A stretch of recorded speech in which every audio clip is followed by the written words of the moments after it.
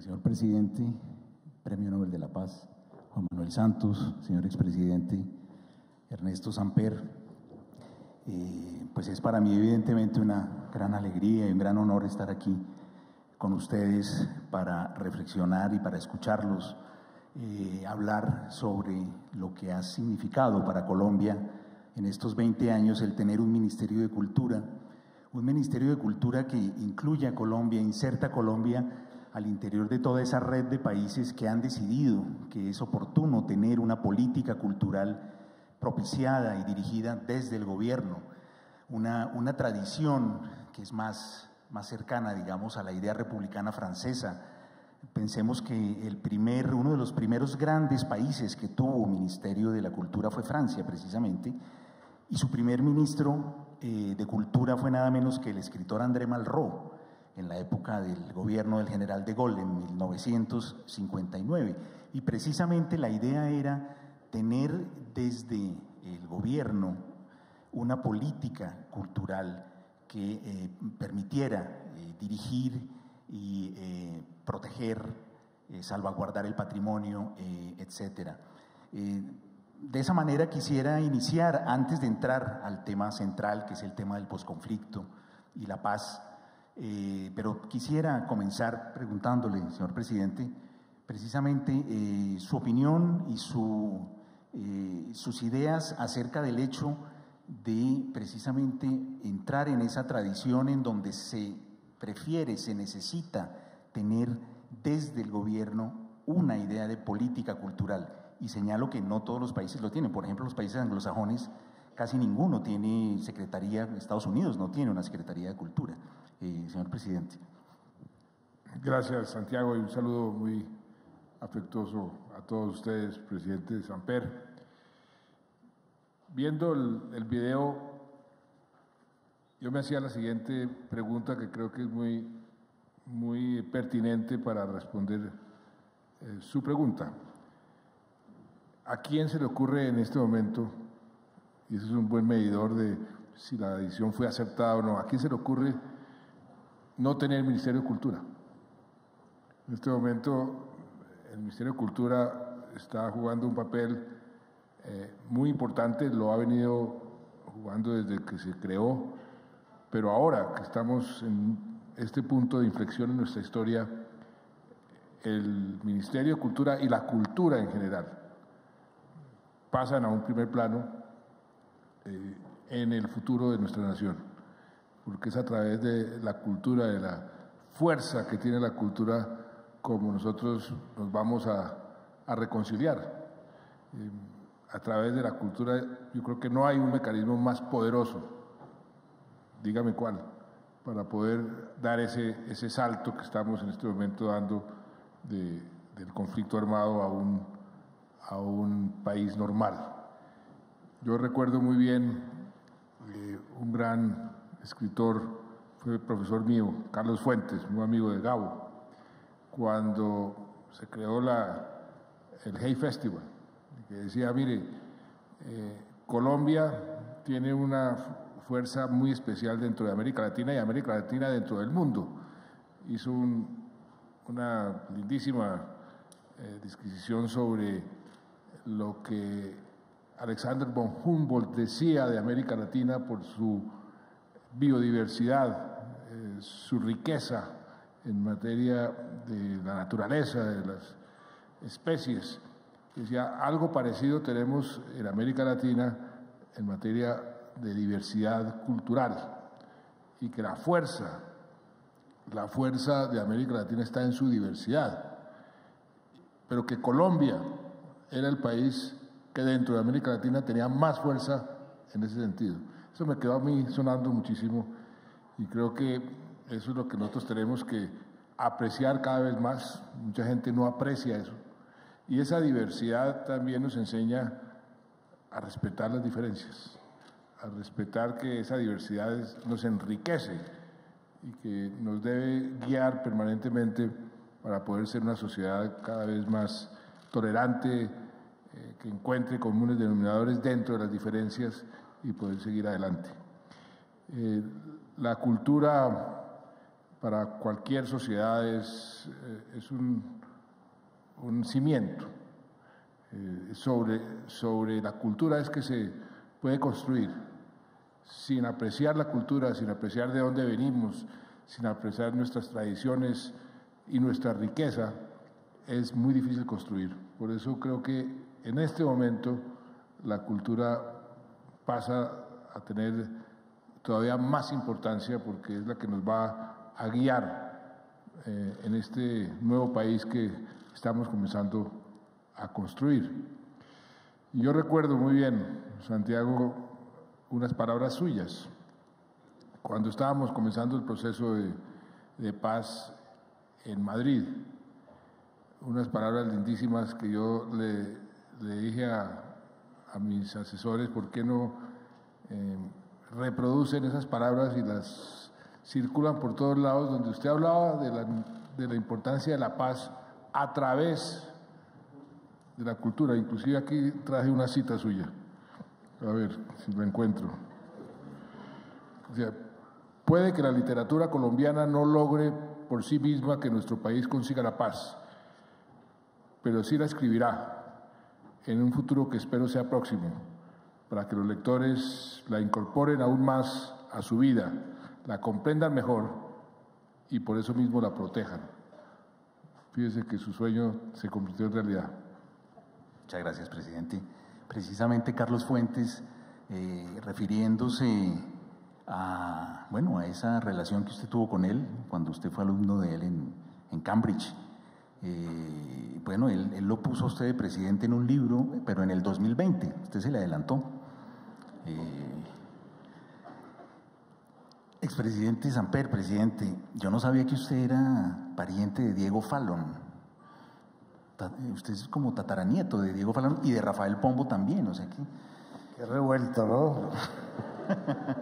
Pues sí, efectivamente, Diego Fallon fue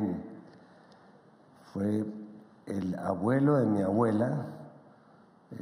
Escribió un poema muy bonito que se llamaba La Luna. Ya del oriente, en el confín profundo, la luna aparta el nebuloso velo y leve sienta en el dormido mundo su casto pie con virginal recelo. Y dicen que se lo mostró a Rufino J. Cuervo, por ahí anda Pedro Alejo Gómez, que es mi poeta de cabecera, y él le dijo, perfecto, pero le sobran todos los adjetivos. Ya del oriente, en el confín, la luna aparta el velo y sienta en el mundo su pie con recelo. Punto. Pero efectivamente viene de allá, pero digamos que la herencia el ADN cultural que yo reivindico más es el de mi abuelo, que era Daniel Samper Ortega, que fue el que transformó la Biblioteca Nacional, y en esa época la Biblioteca Nacional era muy santista a propósito. Fíjese que si hay casos en la familia. Y él desarrollaba la parte cinematográfica, las primeras películas que se hacían rodantes, la emisora nacional de alguna manera nació ahí. Ese fue un embrión del Ministerio de Cultura. Yo creo que ahí me inspiré para proponer en mi gobierno la creación de este ministerio, que fue... Precisamente esa era la pregunta a la que quería llegar. Que nos contara un poco intimidades y el momento del proceso vivido desde un protagonista como usted fue. No, la verdad es que yo siempre, como decía el presidente Santos, pensé que en este país, acostumbrado a matarnos por nuestras diferencias, que es en lo que consistía el conflicto, un ministerio que nos ayudara a vivir con las diferencias era el Ministerio de la Paz. Lo lanzamos en Barranquilla, porque me parece que uno de los sitios del país donde se vive más intensamente el concepto de la cultura es en Barranquilla, en Barranquilla y en la costa atlántica. Como decía Leonel Fernández, mi amigo presidente, dice, en el Caribe nació todo. Nació la conquista, nació la evangelización, la colonización, todo. Y fue una cosa muy bonita, lo lanzamos en la campaña y luego regresé 3 años después de ser elegido presidente, regresé a firmar la Ley de Cultura. No sé si al presidente Santos le habrá pasado, pero a mí me dio un trabajo esa ley. Yo no sé por qué, pero todo el mundo la cogió con la ley. En esa época también existía mermelada más poquita, pero hubo una... Usted era el campeón de la mermelada. Pero dietética.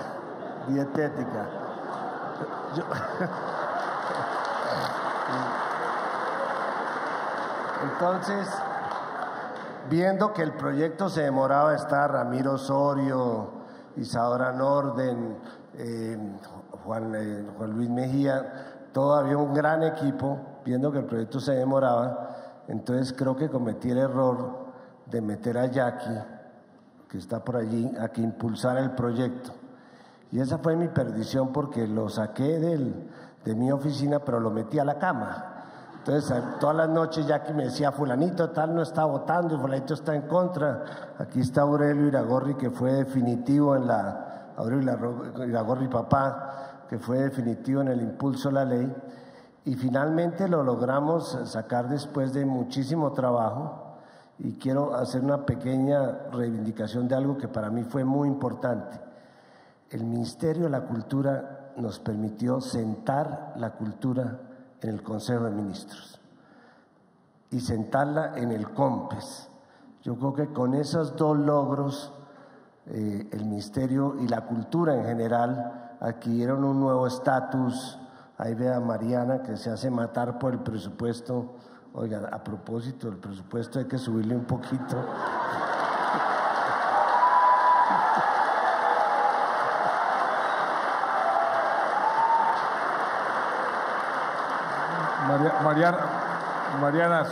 Mariana, socorro. ¿Cuánto hemos aumentado el presupuesto ¿cuántas veces? 110%. Hay que subir un poquito más. Pero mire, por eso no me resisto, Santiago. Usted que contaba lo del libro de Carlos Fuentes, La silla del águila, que fue una novela en el año 2020.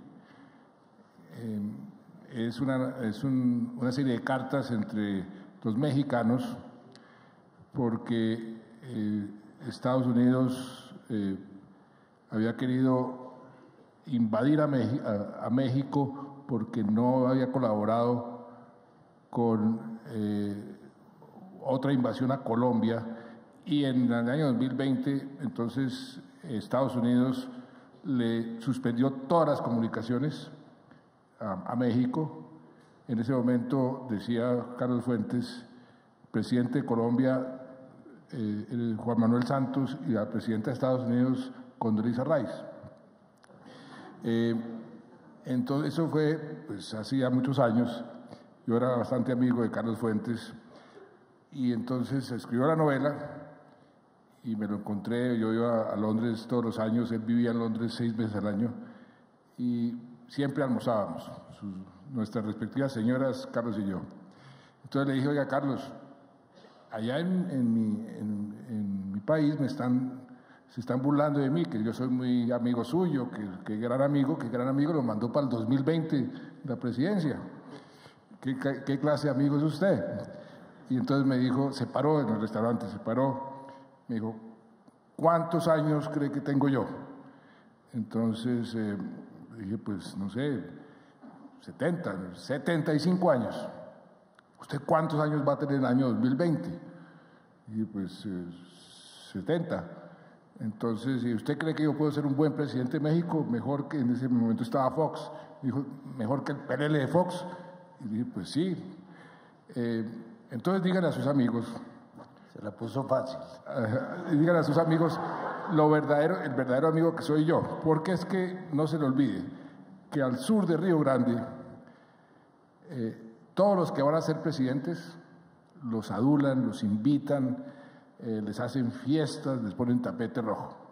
Apenas los eligen a la presidencia, como les tocó prometer mucho más de lo que pueden cumplir, comienzan a criticarlos, comienzan a darles palo y apenas dejan el poder, nadie les pasa el teléfono.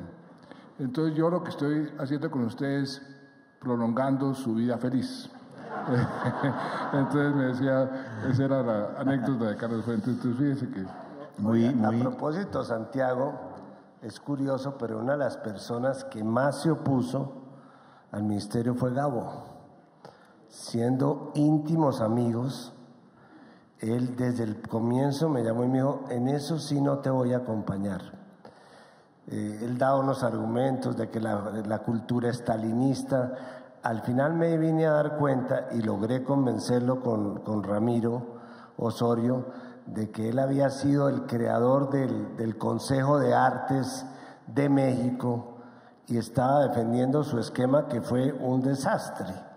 Creo que inclusive en México me parece que están pensando en abrir el Ministerio de la Cultura, o ya lo abrieron. Ya lo abrieron, Secretaría de Cultura, desde el año pasado. Pero al final nos reconciliamos y me dijo, yo reconozco que tenía razón.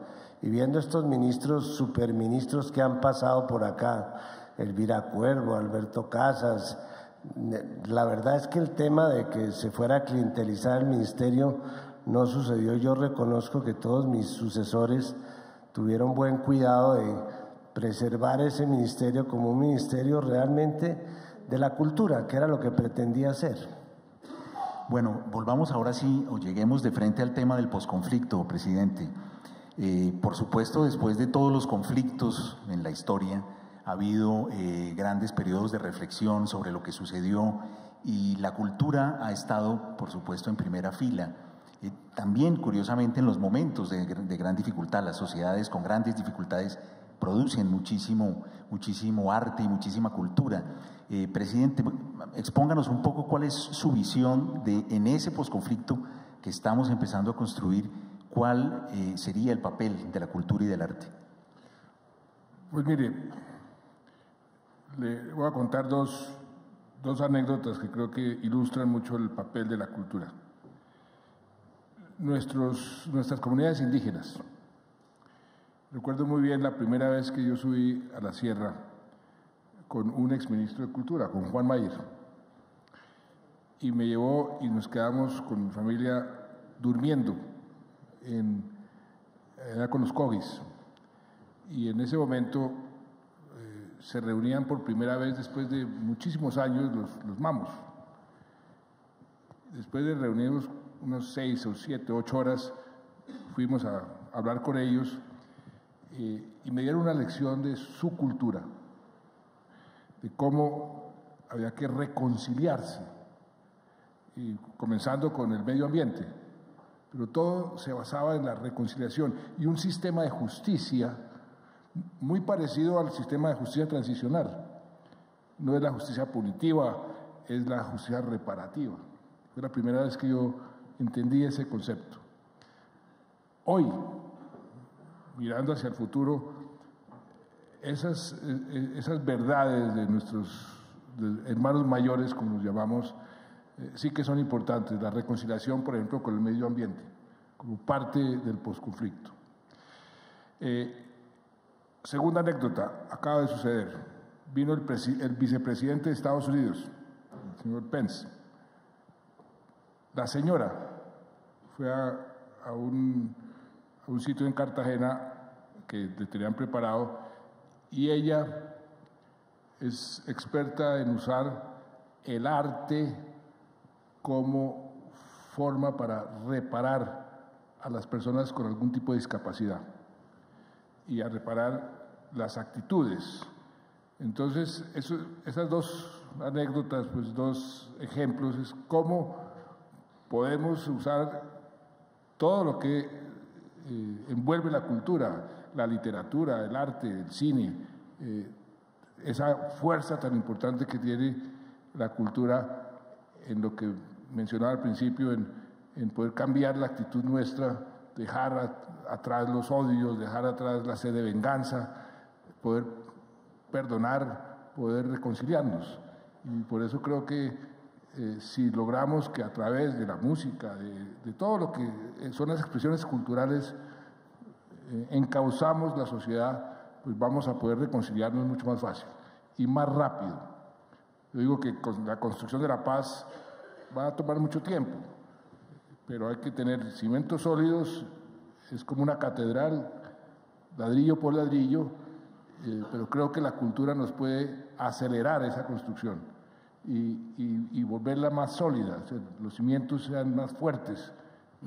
Y si logramos que la cultura y que quienes son las expresiones culturales entiendan eso y nos enseñen a los demás a seguir ese ejemplo, pues vamos a poder hacer un posconflicto mucho más eficaz. Va a ser difícil, porque el cambio de actitudes siempre es difícil, pero creo que va a ser mucho más fácil si esa riqueza cultural que tenemos nosotros la utilizamos en la buena dirección. Presidente, como usted dice, también efectivamente la cultura permite conocerse y reconocerse mejor también a nivel regional entre las diferentes regiones. La cultura permite que una persona del sur del país, escuchando una música, leyendo un poema, mirando una obra plástica, conoce mejor y se acerca mejor y sabe lo que hay un poco tal vez en el alma de una persona que proviene de otra región. Y tal vez en esa medida el desconocimiento se atenúa y entonces se siente una cercanía. Presidente Samper, ¿cómo ve usted este mismo proceso, el de el posconflicto y la cultura sosteniéndolo? Bueno, yo creo que el proceso de paz, aquí me toca inclusive echarle cepillo al presidente, el proceso de paz nació en el momento en que usted tomó la decisión de que fue en la ley de víctimas o en la ley de orden público se incluyera el concepto de conflicto. La ley de víctimas y restitución de tierras. En la ley de víctimas, a mi juicio, esa discusión, ese debate, para que este país aceptara que aquí había un conflicto, creo que fue el comienzo del proceso de paz, porque creo que la paz comienza por el reconocimiento del otro. Y fue el comienzo de mi pelea con Uribe. Claro, de una de sus peleas, porque ha tenido varias. Claro, pero fue una pelea filosóficamente fundamental. Si no nos acostumbramos a reconocer al otro y a reconocer que el otro puede tener una visión distinta a nosotros, simplemente no hay posibilidad de que este país se reconcilie jamás. Por eso para mí no es que el conflicto se acabó con La Habana. El conflicto va a seguir existiendo en la medida en que tengamos diferencias de percepciones el uno respecto al otro, pero va a ser un conflicto que se va a manejar, como dice el Acuerdo de La Habana, de una manera democrática, que es lo que no estamos haciendo. Nosotros hemos construido, gracias al conflicto armado, por cuenta del conflicto armado, una cultura de la exclusión, y a lo que tenemos que ir es una cultura de la inclusión y el respeto del otro y el respeto a esas diferencias. Y ahí yo creo que el Ministerio de Cultura va a jugar un papel importante, y la cultura no es solamente un problema de los artistas o de los intelectuales, ni siquiera los gestores, que es algo que ha venido impulsando Mariana mucho, de los gestores culturales. Es un problema de todos, en todas partes hay cultura. Yo me acuerdo, nosotros que somos bogotanos de pura cepa, nunca vi en la televisión que nos exhibían en los años 50 o 60 un partido de béisbol. El béisbol a uno le parecía absurdo que alguien estuviera jugando béisbol, porque la idea que había de la cultura en Bogotá era la idea que teníamos los bogotanos de cómo debían ser los de afuera, no la idea que tenían ellos de sí mismos. Y yo creo que por eso el haberle abierto espacios de televisión, de participación política a las personas que se van a reintegrar, me parece que es afortunado, porque es la manera como vamos a tener de tramitar esto. Y lo que digo de la diferencia con mi antecesor eso es cierto. Y el fondo de la diferencia, de la forma de percibir todo este proceso, nace ahí. Nace ahí porque ¿Qué es lo que sostienen los que están en contra del proceso desde esa perspectiva? Que nosotros nunca hemos debido reconocer el conflicto, que nosotros hemos debido vencer militarmente, que reconocer al adversario era ya una muestra de debilidad. Si no hubiéramos hecho eso, no hubiéramos podido, por ejemplo, aplicar la justicia transicional. Y sin justicia transicional no hay posibilidades de paz, porque es aniquilar al enemigo o arrodillarlo, cosa que no iba a estar dispuesto a hacer. Entonces ahí nace la diferencia de fondo con quienes se opusieron al proceso desde el principio por el reconocimiento del conflicto. Pero ese reconocimiento del conflicto en el fondo tiene un contenido también cultural importante, es algo que todos debemos de tratar de hacer, no solamente aquí en Colombia, está sucediendo en el mundo entero, que el diferente hay que abrazarlo, no hay que excluirlo. El diferente es alguien que merece el respeto y ese respeto por la diferencia es lo que nos enriquece, no nos hace menos importantes o menos seres humanos, es todo lo contrario, nos fortalece. Voltaire decía que la cultura es la mismidad.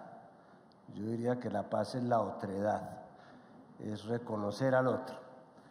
Yo creo que a mí, presidente, me preocupa algo, y es que estoy viendo que para algunos colombianos que estuvieron con el proceso de paz, la dejación de las armas es como un punto de llegada, como que con eso es la paz negativa, la ausencia de los fusiles.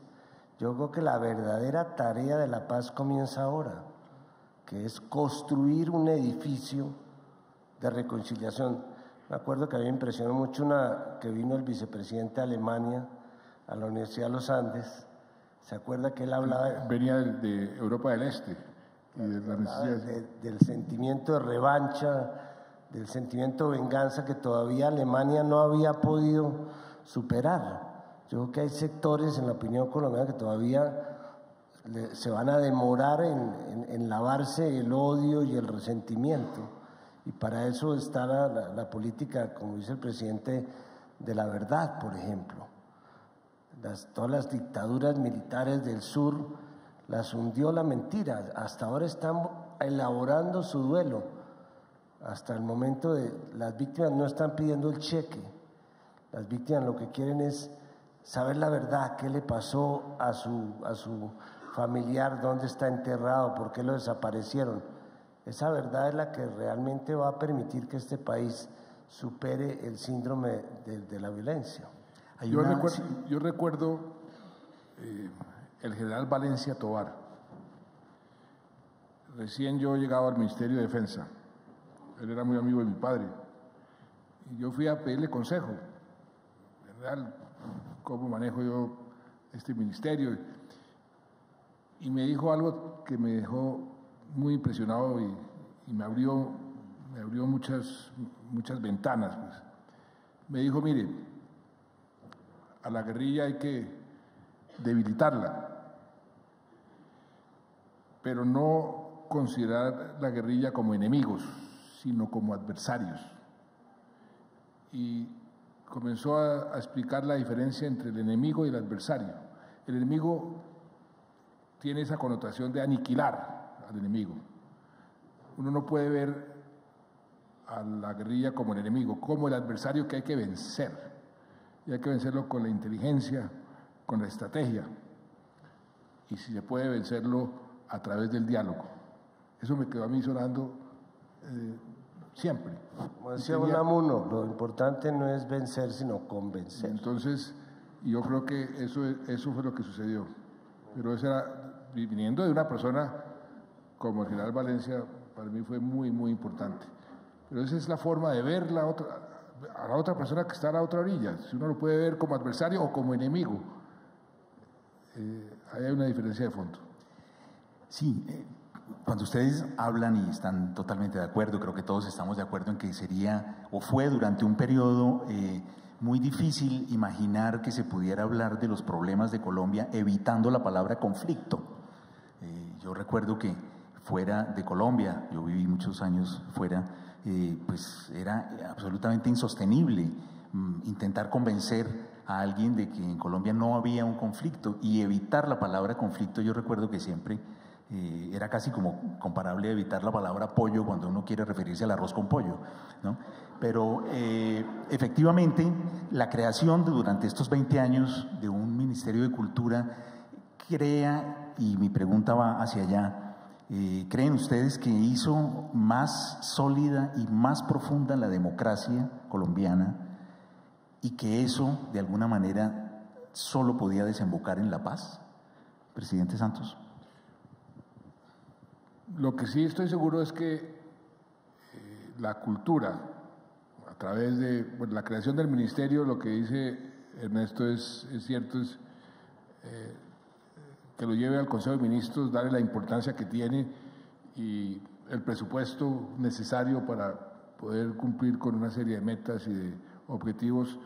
Y todo eso, sin duda alguna, ha contribuido a que seamos más propensos en este momento de lo que éramos antes a un proceso tan difícil, tan complicado como el que estamos viviendo en este momento. Yo creo que sí, la respuesta es que si el Ministerio habrá contribuido a preparar, a abonar el terreno para que lo que estamos haciendo haya sido posible, yo pensaría que sí, porque lo contrario, o sea, sin esa ayuda de abrir las mentes, abrir los corazones, abrirse a actitudes nuevas y ver los problemas desde otra perspectiva, pues hubiera sido más difícil. Presidente Samper, usted hablaba de García Márquez y de cómo él en principio se opuso, tal vez influenciado por la experiencia mexicana, en donde el Estado mexicano ayuda tanto a la cultura, a los creadores, beca a los escritores, a los pintores, a los investigadores sociales, a los artistas, a los directores de teatro, y esto muchas veces, en ciertas voces críticas, es visto como una especie de coaptación al mundo intelectual, de donde generalmente provienen críticas hacia los poderes gubernamentales. Cuéntenos un poco de esa, bueno, un poco yéndonos hacia el lado de la persona que le hizo esos comentarios, háblenos un poco de, bueno, primero que todo, de esa mirada posible también en el mundo que existe, es decir, no, los intelectuales y el mundo cultural debe estar alejado. Y también quisiera entrar al tema un poco de García Márquez, que es un tema que a todos nos conmueve en el año en que además se cumplen 50 años de 100 años de soledad, y ya les voy a hacer algunas preguntas al respecto. Presidente Samper. Mira, yo creo que el concepto equivocado de que para ser un buen artista hay que morirse de hambre tiene que ser superado, y parte del ministerio, por ejemplo, de la Ley de Cultura, porque la Ley de Cultura no fue solamente la creación del ministerio. Ahí está, por ejemplo, todo el tema de la descentralización de la cultura, los fondos mixtos, los consejos municipales y regionales de cultura, el reconocimiento de la identidad cultural regional. También existía la seguridad social para los actores y gestores de la cultura. E hicimos efectivamente un programa de exaltación de los valores, porque la cultura son valores, en casos dramáticos como por ejemplo darle una pensión de 2 salarios mínimos a Leandro Díaz, que trabajaba de celador, siendo ciego, trabajaba de celador en un depósito, mientras que componía canciones que todos los cachacos íbamos a cantar fascinados al Festival Vallenato. Entonces el trabajador cultural también es una persona, no son ángeles, son personas que tienen sus necesidades de su educación, es decir, son como cualquier ser mortal. Entonces, darles a ellos un tratamiento, como a los deportistas también, que les permitan dedicarse a la cultura o al deporte, me parece que es una magnífica inversión, porque es una inversión en el alma. Yo creo que eso es fundamental. Ahora, obviamente, respecto al tema de Gabo, pues Gabo sigue siendo un referente para todos, es nuestro ícono universal, y creo que finalmente él lo que ha hecho es hacer una gran exposición de lo que somos y de lo que no somos a través de su literatura. Y yo creo que en ese sentido pues lo seguimos extrañando muchísimo. Sí, presidente Santos. Una pregunta. ¿Usted cómo ve el ministerio? ¿Cómo ve estos 20 años? Eso es... Bueno, no, pues yo veo precisamente como es, digamos, recuerden que no siempre el elefante es el que más sabe de elefantes, ¿no? No meta ese animal, por favor.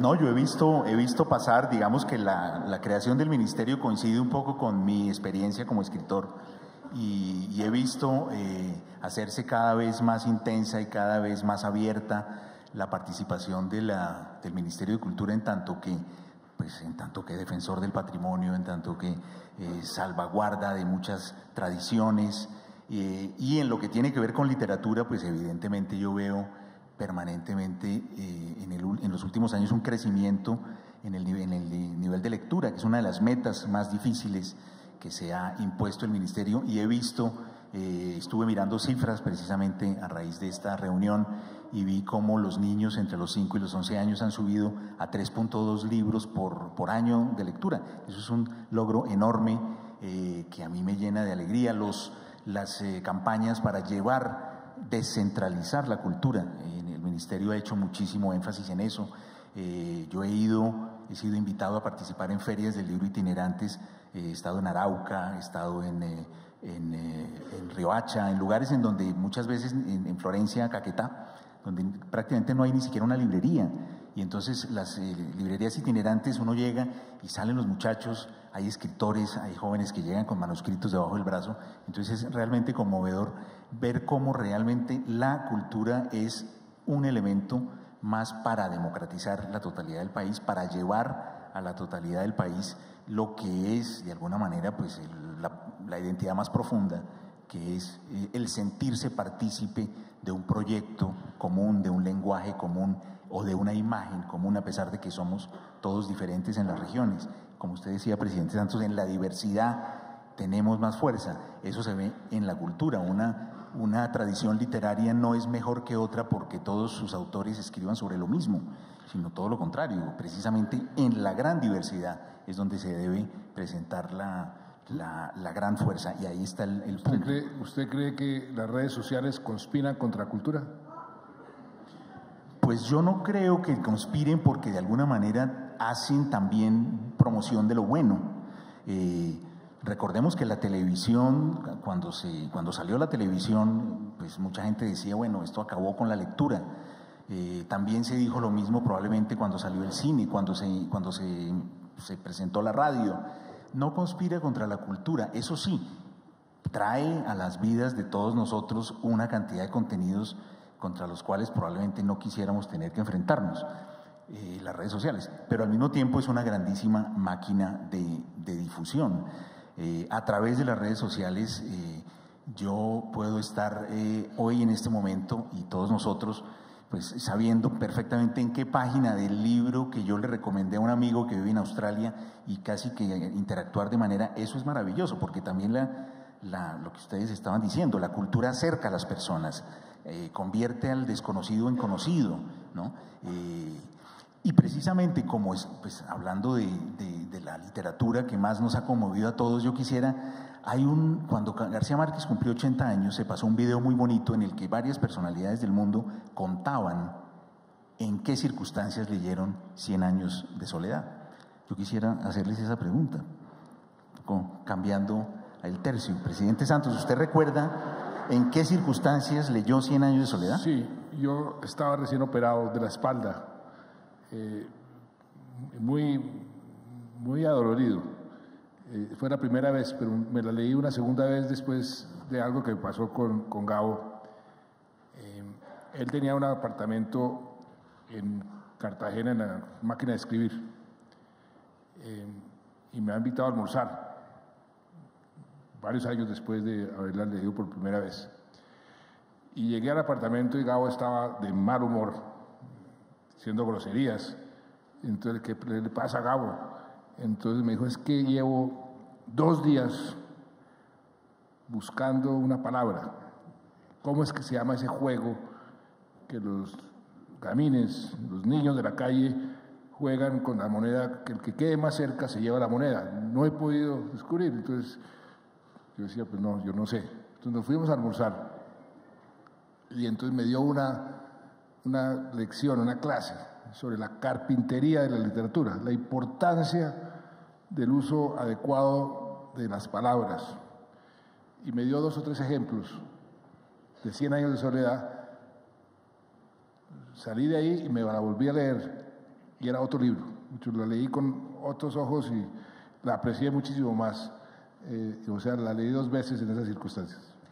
Yo recuerdo que cuando usted fue elegido presidente, su primer viaje fuera de Colombia fue a México. Y antes de ver al presidente de México fue a visitar a García Márquez. Eso testimonia pues su cercanía con él. También el hecho de que usted haya estado detrás de la creación en Colombia del que es hoy posiblemente el más importante premio de cuento de la lengua española, que es el premio Gabriel García Márquez de narrativa breve, un género que él pues por supuesto llevó a las alturas que solía llevar la escritura cuando lo hacía. Presidente Samper, ¿y usted en qué estaba cuando leyó 100 años de soledad? Yo estoy volviendo a leer 100 años de soledad en este momento porque me estoy leyendo una biografía de Saldívar, tal vez, que es Dazo Saldívar, un biógrafo costeño de García Márquez, y es totalmente distinta a la biografía de todas las que hemos leído de García Márquez, porque es la biografía costeña de García Márquez. Entonces dije, sería imperdonable que no me volviera a leer 100 años de soledad a partir de esta biografía para entenderlo. Pero también les cuento cómo conocí a García Márquez. Yo lo conocí, a él me lo presentó Belisario Betancur. Fuimos con mi mujer hoy día y desde hace tiempos mi mujer, fuimos a un almuerzo donde Fernando Gómez Agudelo, el de RTI, y él acaba de comprar un equipo, él competía con Gabo en equipos de sonido y de música, y acaba de comprar un aparato que se chupaba los rayones de los discos de acetato. Entonces le dijo, mire Gabo, ahora sí te quedaste muerto, aquí tengo un aparato que se chupa los rayones de los discos de acetato. Entonces Gabo le dijo, ¿y qué pasa con los rayones después? Yo, ¿cómo así? Sí, ¿qué hacen con los rayones? Porque si eso se llena de rayones el aparato, algo tendrán que hacer, ¿no? Desocuparán el aparato. ¿Dónde botan los rayones? ¿Y qué pasa con esos rayones? Dijo, no, pues no sé, o se van a devolver los rayones. Entonces un rayón de un disco de Mozart aparece en un disco de Beethoven. Yo sería imperdonable al terminar 3 horas discutiendo. Yo dije, este es Gabo, es la mejor presentación que he tenido Gabo. Eso fue sin duda uno de los... Bueno, Gabo era delirante, todas las conversaciones y dónde las llevaba. Pero ese fue, y también me leí su libro, está muy bueno. Muchas gracias.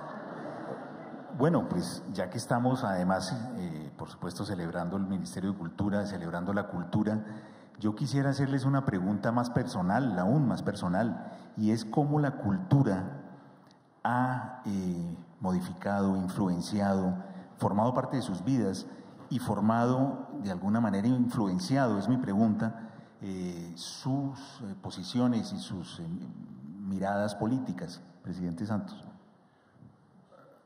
Yo crecí en una familia de periodistas, estuve siempre muy cerca de las letras, y creo que esa fue una constante en mi educación. Mis padres me inculcaron muchísimo el amor por la lectura, algo que les agradezco enormemente porque no hay nada mejor que un libro, el mejor amigo del hombre es un buen libro, y creo que a través de esa educación y de ese contacto con la lectura pues se le abren a uno muchísimo la mente a aceptar la diferencia, a ser mucho más liberal, a tener más libertad. Y creo que eso ha tenido una influencia en mi vida permanente desde muy pequeño, que yo agradezco mucho y yo trato de pasarle eso a mis hijos, que creo que fue un aporte importantísimo para mi vida. Bueno, tal vez por ser yo escritor los estoy llevando demasiado hacia la literatura, pero también está el cine, la música, la pintura. Mi abuelo era un cineasta empedernido. Nos llevaba a todos los nietos, desde mi hermano Enrique, que era el nieto mayor, todos los nietos nos llevaba a matiné 2 o 3 veces a la semana. Nos llevaba a cine y el amor por el cine también lo desarrollamos en la familia, el cine, y él era un gran crítico de cine. Me dicen los que leían a Calibán que determinaba si una película tenía éxito o no, porque era tan influyente en su crítica de cine que determinaba quién iba y quién no iba al cine. Sí, sí. Bueno, ese es un elemento en común que tienen los dos presidentes también, tener un hermano, ambos, digamos, gran columnista de personalidad muy famosa y muy seguida y con gran posibilidad de intervenir e influenciar en la opinión pública. En el caso de pues, Daniel y por supuesto Enrique. Más simpático el mío, ¿no? Enrique Santos. A ustedes les tocó ser presidente. Más simpático mi hermano mayor. A ustedes les tocó ser presidente. Sí. Presidente Samper, cuéntenos un poco el arte, la cultura en su vida. No, la verdad es que yo creo que entré al mundo de la cultura a través de mi mamá. Mi mamá fue 40 años profesora de literatura latinoamericana, enseñaba en un colegio de secundaria, nos enseñó a leer desde pequeños. Mi papá era también cineasta, iba todos los días a cine, pero para escabullirse de nosotros, de lo que él llamaba la hora gris, para no llegar a la hora gris a la casa.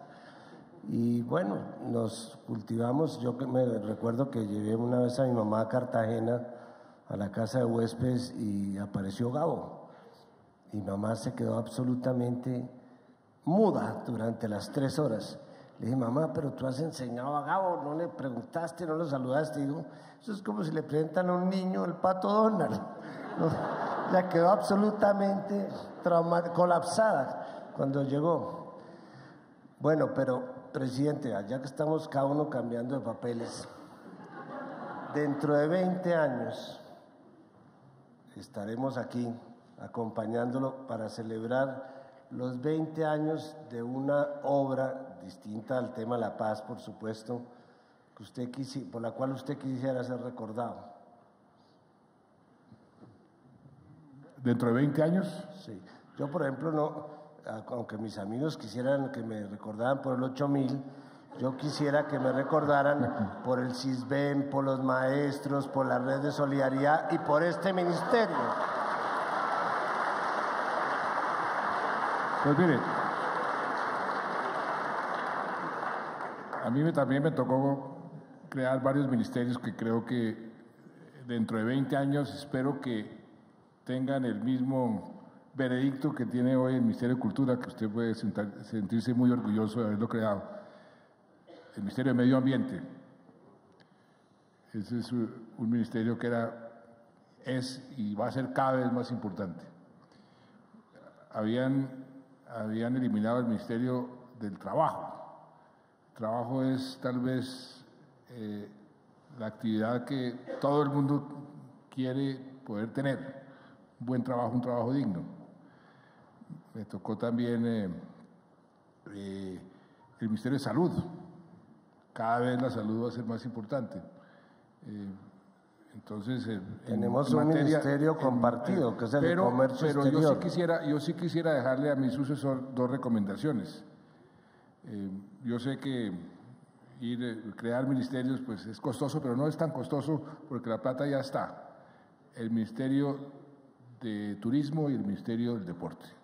Son 2 ministerios que yo creo que para el futuro son bien importantes.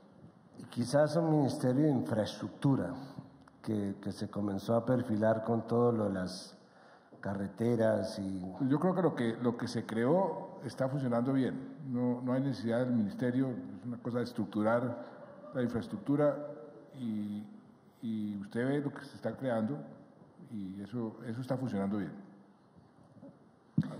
Por aquí está el ministro de Defensa. Le hicimos una propuesta para que nos deje unos días del presupuesto del Ministerio de Defensa para la cultura. Pero, por ejemplo, yo me siento muy orgulloso de que llevamos 4 años con el Ministerio de Educación teniendo por primera vez mucho más presupuesto que el Ministerio de Defensa. Eso es verdad. No, lo digo simplemente como una inquietud. O sea, la idea es que a partir de este momento, cuando se vaya aclimatando la paz, Mire, reconociendo que todo era necesario. Le voy a responder la pregunta con la siguiente realidad. Cuando llegué yo al gobierno, una de las prioridades era la lucha contra la pobreza. Yo tuve un profesor, Amartya Sen, el Premio Nobel de Economía, que lo tuve 2 veces de profesor, y él decía, la pobreza no la están midiendo bien. Eso que hace el Fondo Monetario, el Banco Mundial, de medir la pobreza por cuánto gana una persona, eso es incorrecto. Y él montó un centro de desarrollo humano en la Universidad de Oxford. El primer viaje que yo hice, o de los primeros viajes que yo hice como presidente, fue ir a visitarlo, a que me enseñara y que me dijera si yo podía montar su sistema aquí en Colombia. Y me dijo sí, y me mandó unos expertos.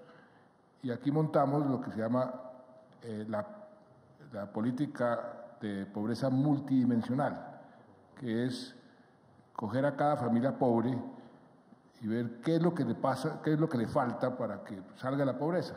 Entonces hay 45 factores y pone uno al gobierno entero a ver si se puede satisfacer esas necesidades básicas. Y eso nos ha permitido ser los campeones en toda América Latina en reducción de pobreza. En ese momento comenzamos 2 países y hay 60 países que están utilizando eso. Yo creo que eso sería para mí de las cosas más satisfactorias, aparte de la paz. Vendremos en 20 años a... Bueno, pues muy bien, para ir cerrando esta conversación, esta celebración de los 20 años del Ministerio de Cultura, y teniendo además en cuenta y celebrando también que los índices de lectura han subido por todo ese trabajo descentralizado al que nos referíamos antes. Bueno, yo quisiera pedirles una cosa muy sencilla, y es que nos recomienden un libro o una película o algún hecho artístico que a ustedes les parezca importante y que pueda ser perdurable. Yo les recomiendo el libro que estoy leyendo en este momento de una periodista inglesa, se llama Andrea Wolf, sobre la vida de Alexander von Humboldt. Fascinante. Y cómo tenía unas conversaciones con Goethe, el filósofo alemán, sobre la naturaleza y la poesía. A usted le va a fascinar ese libro. Bueno, muchísimas gracias, presidente. Tengo que confesar que estoy leyendo el mismo libro. Yo ya voy... Me lo regaló un primo suyo. ¿Qué? Me lo regaló Christian Samper. Ah, a mí también. Pero es un libro maravilloso realmente. Yo, con perdón de los novelistas, me he leído varias de sus novelas. Santiago, me encanta Ulises. Con perdón de los novelistas, a mí me atrae muchísimo en esta época la biografía, pero sobre todo los relatos de viajeros. Creo que esos relatos como el de Humboldt, el de Mutis, todos esos son maravillosos. Un libro que me haya impactado recientemente, la biografía de Steve Jobs, que me enseñó a poderme dialogar con mis nietos sobre temas que para mí eran absolutamente esotéricos. Y estoy leyendo, por supuesto, lo que les decía la biografía costeña. En general uno debe leer un librito salteadito voy a empezar a leer el de Macron, el francés, y el presidente me regaló un libro que era bastante sugestivo en el título, que era El Club de los Expresidentes de Estados Unidos. Eso era para ver si se hablan los expresidentes aquí en Colombia. Creo que se lo regaló a todos los expresidentes y el único que se lo leyó y lo entendió fui yo. Estoy seguro que sí. Bueno, hemos hablado del tema de la paz, del posconflicto, la cultura, los logros del ministerio en estos últimos años, el modo en que el ministerio ha influenciado al país y a la sociedad colombiana para, de alguna manera, entrar a este proceso tan importante en el que estamos ahora, y la cultura proyectada hacia adelante, como siempre, intentando tal vez descifrar, tal vez comprender, después de un periodo de sufrimiento, después de las grandes guerras, la cultura tiene la ventaja y tiene la gran fuerza de transformar el sufrimiento y el dolor en conocimiento, y esa es tal vez la única, justificación a los grandes periodos de guerra y de sufrimiento que la humanidad ha tenido en su historia y que nosotros en este momento estamos dejando atrás. Muchísimas gracias, señor presidente Santos. Santiago, quiero terminar con una anécdota.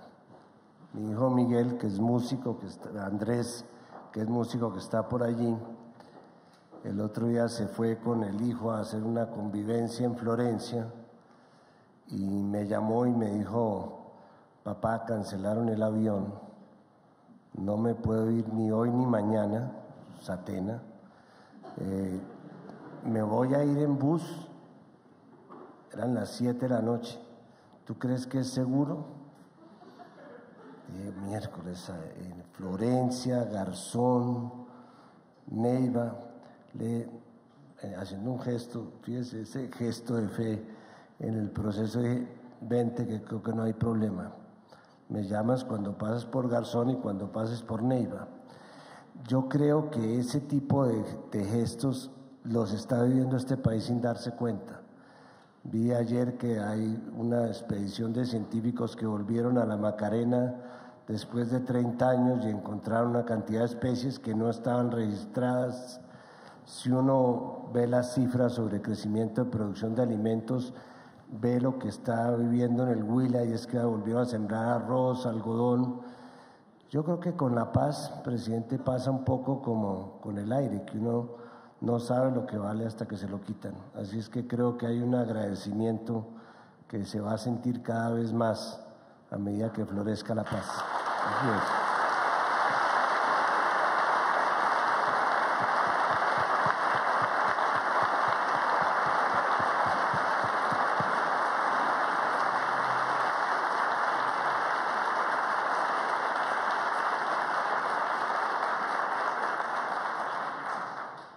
Bueno, entonces una vez más agradeciendo a los ponentes, y damos paso a la continuación de la velada. Muchas gracias por su atención.